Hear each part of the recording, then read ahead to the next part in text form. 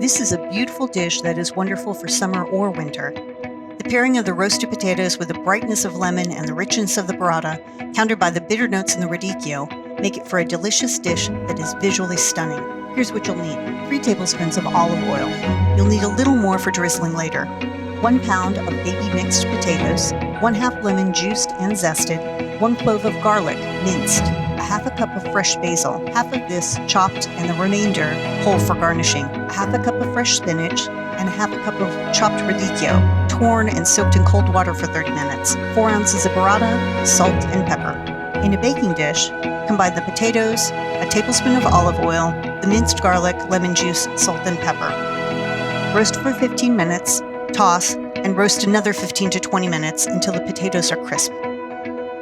After you have tossed them the first time, mix together 2 tablespoons of olive oil, the chopped basil and lemon zest. Season with salt and pepper. Take the potatoes out of the oven and place on a serving plate. Garnish with torn burrata, spinach, radicchio, and basil.